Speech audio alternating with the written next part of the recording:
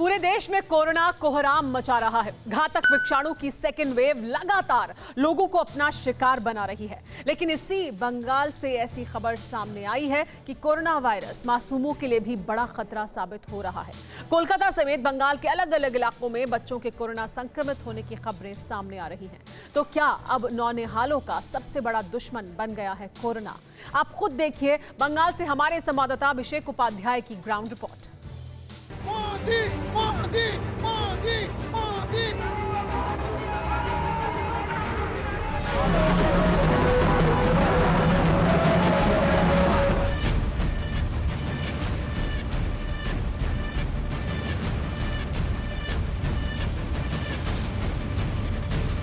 पश्चिम बंगाल में सियासी संग्राम पूरे चरम पर है।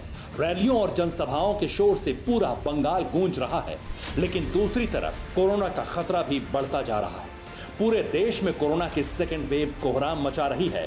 बंगाल भी उससे अछूता नहीं है।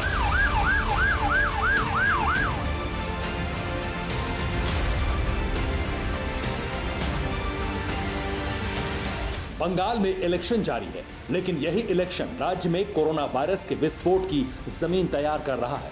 क्योंकि अगर बात बंगाल के ताजा आंकड़ों की करें तो हर रोज बंगाल में संक्रमण के हजारों मामले सामने आ रहे हैं। 13 अप्रैल को 4,817 नए संक्रमित मरीज मिले और 20 मरीजों की मौत हुई। 12 अप्रैल की बात करें तो 4,511 कोविड पॉजिटिव केस सामने आए और 14 लोगों की जान वायरस ने ले ली। 11 अप्रैल को 4,398 केस मिले और 10 लोगों की मौत हुई। हर नए दिन के साथ कोरोना का वायरस बंगाल में पांव पसार रहा है। डेथ मीटर बढ़ रहा है। इस बात की आशंका है कि आने वाले दिनों में स्थिति और भी भयावह हो सकती है।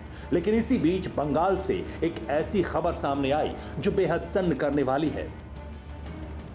बंगाल के मेडिकल एक्सपर्ट्स ये दावा कर रहे हैं कि बंगाल में कोरोना का नया स्ट्रेन मासूम बच्चों को भी अपनी चपेट में ले रहा है। बंगाल में बहुत तेजी के साथ नौनिहाल कोरोना पॉजिटिव हो रहे हैं। आखिर इस दावे में कितनी सच्चाई है, ये पता लगाने के लिए हम कोलकाता के इंस्टीट्यूट ऑफ चाइल्ड हेल्थ अस्पताल में पहुंचे और वहां के assistant professor doctor Anirudh Ghosh से बातचीत की। सुनिए।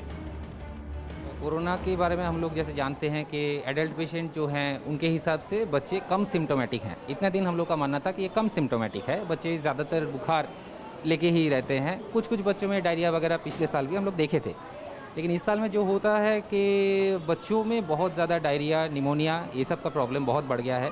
और ख़ास करके पहले जो होम मैनेजमेंट जो हो पा रहा था उससे ज़्यादा अभी हॉस्पिटलाइजेशन का रिक्वायरमेंट बढ़ रहा है इनमें, तो थोड़ा सा सीवियरिटी तो इनमें बढ़ा ही है।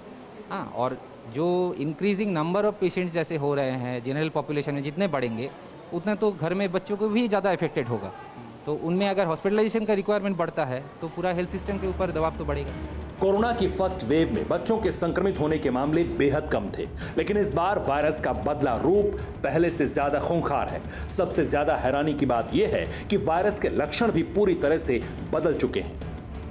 कोविड तो एक वायरस है। अब वायरस क्या होता है, समय के साथ साथ म्यूटेट कर रहा है। जैसे आप लोग जानते हैं कि नया स्ट्रेन, बार बार हम लोग नया स्ट्रेन के बारे में बोलते हैं।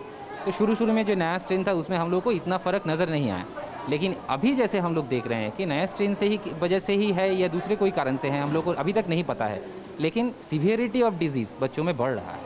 हाँ, तो ये इतना निमोनिया या इतना डायरिया लेके जो बच्चे आ रहे हैं और हॉस्पिटलाइजेशन भी जिनको लग रहा है, ये स्थिति काफ़ी गंभीर है। इंस्टीट्यूट ऑफ चाइल्ड हेल्थ के assistant professor doctor Anirudh Ghosh की माने तो जो बच्चे अब तक घर पर रिकवर हो रहे थे, अब उन्हीं बच्चों को हॉस्पिटल में एडमिट करवाने तक की जरूरत पड़ रही है। लेकिन कोरोना के चलते हर अस्पताल में बच्चों के लिए इलाज की व्यवस्था नहीं है। इतना ही नहीं, बच्चों का इलाज कैसे करना है, किस तरह उनकी देखभाल करनी है, कौन सी दवाइयां देनी है, उसे लेकर भी असमंजस की स्थिति है।